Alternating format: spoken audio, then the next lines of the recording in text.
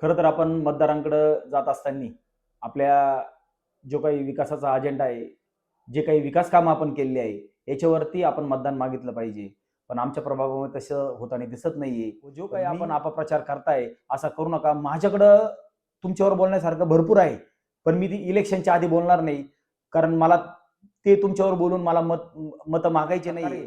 ह्या प्रभागामध्ये एक वातावरण दूषित करण्याचं काम या ठिकाणी सुरू केलेलं आहे. माझी त्यांना देखील विनंती आहे, इलेक्शन हे 2 दिवसाचं आहे. आपण देखील असं करू नका. मी नितीन उत्तमराव खोते, प्रभाग क्रमांक 4 ब चा अधिकृत महायुतीचा उमेदवार असून सन्माननीय नामदार राधाकृष्ण विखे पाटील साहेब व डॉक्टर सुजयदादा विखे पाटील साहेब यांच्या मार्गदर्शनाखाली या प्रभागामध्ये माझ्या मातोश्री श्रीमती अर्चनाताई खोते ह्या प्रभागातील काही भागामध्ये त्यांनी प्रतिनिधित्व केलेलं आहे आणि त्या या भागाच्या नगरसेविका होत्या. त्याचप्रमाणे त्यांनी नगराध्यक्षपद देखील भूषवलेलं आहे. तर त्यांच्या माध्यमातून त्या ठिकाणी आपण अनेक विकास कामे केलेली आहे. त्याचप्रमाणे आता जो काही नवीन भाग जोडलेला आहे, तो भाग देखील मला परिचित असून त्या लोकांशी देखील माझं कौटुंबिक नातं आहे. ते एकदम असे अनोळखी माझ्यासाठी कोणीच नाहीये. कारण माझे सगळं आमच्या परिवारातील जे काही सदस्य आहे, बाकीचे माझे चुलत बंधू असतील, काका असतील, ते देखील त्याच ठिकाणी राहतात. त्याचप्रमाणे माझी संपूर्ण शेती देखील त्याच भागात आहे. मी आता काही खरं तर मी सोशल मीडियावरती बोलणार नव्हतो, पण काही लोकं म्हणताय की इथलाच उमेदवार, इथलेच उमेदवार. पण ते आत्ता आले आणि मग ते म्हणायला लागले का इथले उमेदवार आणि शिर्डीमध्ये बाहेरचा आणि इथला हा काही फरक नाहीये. जो जनतेची सेवा करेल, लोकं त्याला डोक्यावर घेतात आणि माझा हा अनुभव आहे. खरं तर आपण बघितलं तर मी मतदार बंधू भगिनींकडे जात असताना माझ्या विरोधी जे काही उमेदवार आहेत, आपण कोणालाही विचारा, मी यांच्याबद्दल एक शब्दही आतापर्यंत काढला नाही व काढणार नाही. मी खरं तर ही बाईट सुद्धा देणार नव्हतो.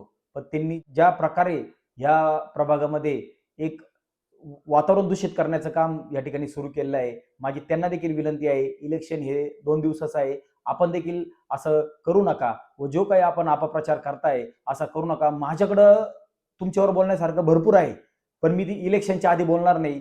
कारण मला ते तुमच्यावर बोलून मला मतं मागायचे नाहीये. पण इलेक्शन झाल्यानंतर मी निश्चितच आपल्याला प्रत्येकाला याचं उत्तर नक्कीच देईल, की आपण जी टीका माझ्यावरती केली, ती मी निश्चित याचं उत्तर आपल्या माध्यमातून देणार आहे. खरं तर आपण मतदारांकडे जात असताना आपल्या जो काही विकासाचा अजेंडा आहे, जे काही विकास कामं आपण केलेली आहे, याच्यावरती आपण मतदान मागितलं पाहिजे. पण आमच्या प्रभागामध्ये तसं होताना दिसत नाहीये. पण मी आपल्या माध्यमातून सांगू इच्छितो, की मग मी मतदारांना जे काही विकास कामं मी आतापर्यंत केले व येणाऱ्या काळामध्ये जो काही विकास या ठिकाणी करणार आहे, याच्यावर जोरावरती मी मतदान मागत आहे. मी कुठल्याही उमेदवारावरती अपप्रचार किंवा असं कोणावर केलं नाही व करणारही नाही. मी येणाऱ्या काळामध्ये विकासाच्या माध्यमातून यांना चोख प्रत्युत्तर देईल व विकास काय आहे यांना नक्कीच जो काही उर्वरित भाग माझ्या जुन्या वार्डाला जोडलेला आहे, यामध्ये विकास करून आपल्याला निश्चितच याचं उत्तर देईल. गेल्या वेळेस सुद्धा मला ह्याच टीकेला सामोरे जावं लागलं. पण ह्या अशा कुठल्याही भूलथापा, टीकेला प्रतिसाद देत नाही आणि जो कामाचा माणूस आहे त्याच्याबरोबर निश्चितपणाने उभे राहतात आणि मी आपल्या सोशल मीडियाच्या माध्यमातून सांगू इच्छितो, की मी लोकांना जी काही आश्वासनं या निवडणुकीच्या माध्यमातून दिलेली आहे, ते सार्थपणे मी पूर्ण करील. व सुजयदादांनी देखील जे काही लोकांच्या अडी असतील, या शिर्डीमध्ये खरं बघितलं तर नामदार राधाकृष्ण विखे पाटील साहेब, डॉक्टर सुजयदादा विखे पाटील साहेब हेच खऱ्या अर्थाने जे काही अडचणी असतील, जे काही मूलभूत प्रश्न असतील, हेच सोडू शकता आणि ना कोणी अपक्ष ह्या गोष्टी सोडू शकतं. आम्ही आमचं काम काय आहे, की ज्या लोकांच्या समस्या आहे ते दादांपर्यंत, साहेबांपर्यंत घेऊन जाणे व त्याचा पाठपुरावा करणे आणि आम्हाला निश्चित खात्री आहे, की ते या संपूर्ण गोष्टी पूर्ण करतील. खरं तर आपण बघितलं तर जो काही माझ्या मातोश्री श्रीमती अर्चनाताई उत्तमराव खोते पाटील यांचा जुना वार्ड होता, त्या वार्डातील आपण लोकांना जर विचारलं आणि ते सांगताय की हे निवडून गेल्यानंतर परत येत नाही, तर माझं खुलं आव्हान आहे की त्या लोकांना आपण विचारावं. आपण सोशल मीडियाच्या माध्यमातून त्या ठिकाणी जा, त्या लोकांची प्रतिक्रिया घ्या. ते लोकं तुम्हाला सांगतील की मी त्या ठिकाणी संपर्क ठेवतो किंवा नाही ठेवत, काम करतो का नाही करतो. जर असं मी जर निवडून गेलो असतो आणि परत तिकडे गेलोच नसतं, तर लोकांनी मला येऊ सुद्धा दिलं नसतं. पण अतिशय चांगलं प्रतिसाद मला या निवडणुकीला मिळत आहे. माझ्या जुन्या वार्डात तर मी तुम्हाला आज खात्रीशीर सांगतो, की सगळे जे काही मित्र असतील, माता भगिनी असतील, ज्येष्ठ असतील, हे संपूर्णतः माझ्याबरोबर 100% सोबत आहे. मी खरं तर सामाजिक कार्य किंवा राजकारण करत असताना जे काही लोकांचे सार्वजनिक समस्या असतील, वैयक्तिक असतील, ह्या नक्कीच सोडवण्याचा मी या ठिकाणी प्रयत्न केलेला आहे. आणि त्या लोकांना देखील याची जाणीव आहे, की अक्षरशः तुम्हाला सांगतो, की नळाला पाणी नाही आलं, तरी मला महिलांनी फोन केला, तर मी 5 मिनिटात तिथं उपस्थित राहून किमान त्या दिवशी मी पाणी सोडण्याचा प्रयत्न करतो. नाहीतर नगरपालिकेच्या अधिकाऱ्यांना विनंती करतो, की दुसऱ्या दिवशी किमान तुम्ही 10-15 मिनिटं पाणी जास्त द्यावं. हाऊसिंग सोसायटीचा इतका मोठा पाण्याचा भीषण प्रश्न असताना मी त्या ठिकाणी, तुम्ही हाऊसिंगच्या लोकांना देखील जाऊन विचारा.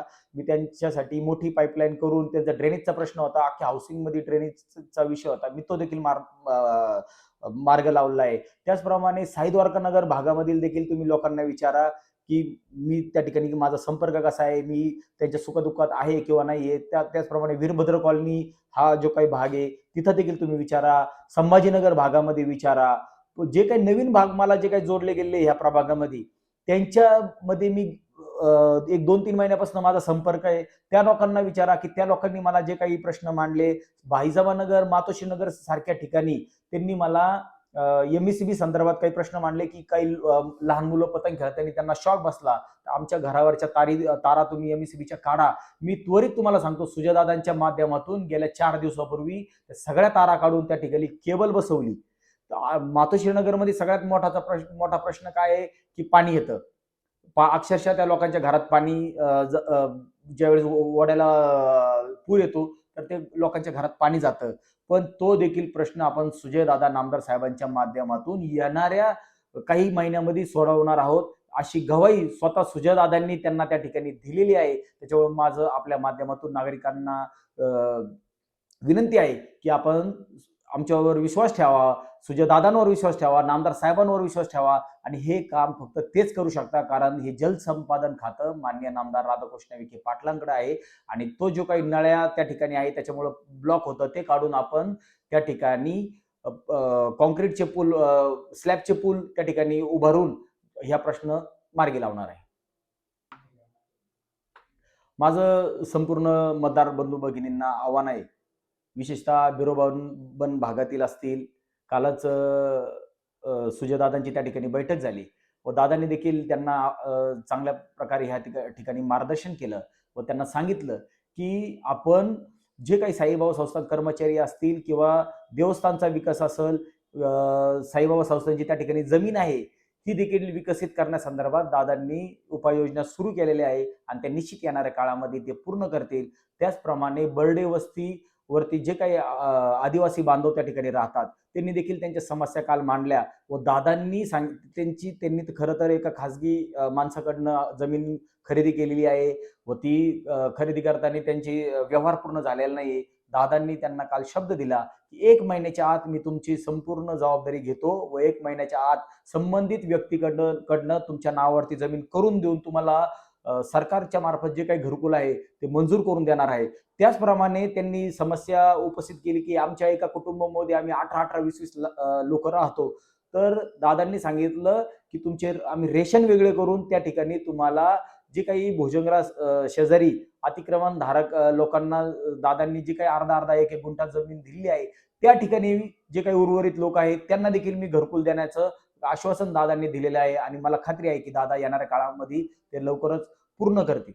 त्यामुळे मी सर्व मतदार बंधू भगिनींना नम्र विनंतीपूर्वक विनंती करतो, की आपण नगराध्यक्ष पदाच्या महायुतीच्या अधिकृत उमेदवार थोरात जयश्री विष्णू यांना कमळ या चिन्हासमोरील बटन दाबून विजयी करावे.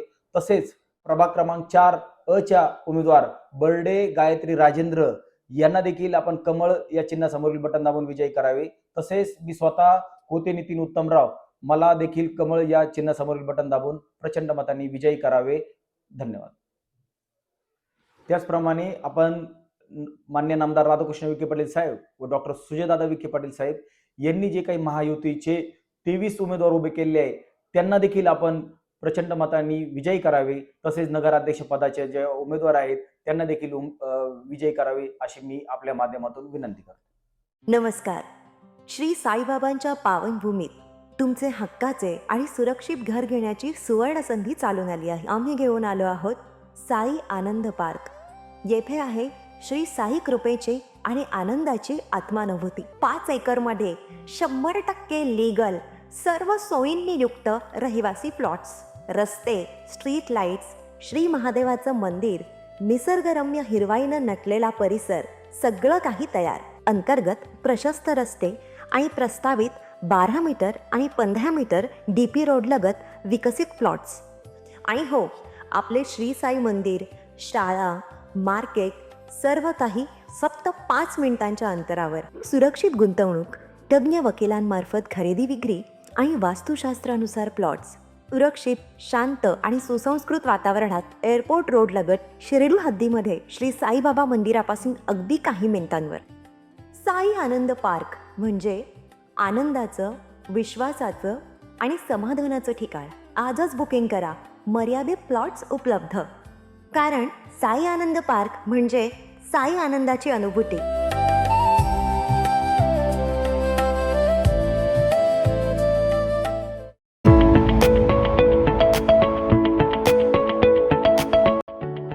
आता साईंच्या नगरीत साकारणार अगदी अल्प दरात तुमचे स्वप्नपूर्तीचे घर.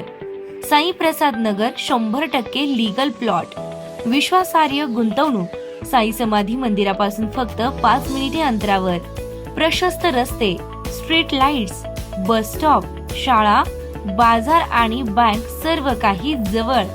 तर त्वरा करा, थोडेच प्लॉट शिल्लक. तुमच्या कुटुंबासाठी सुरक्षित गुंतवणुकीची सुवर्ण संधी. एक वेळ नक्की भेट द्या. संपर्क करा श्री प्रसाद गोंदकर पाटील 9420 05 91 किंवा श्री दत्तात्रय सोमवंशी 9689 65 91. साई प्रसाद नगर, शिर्डी.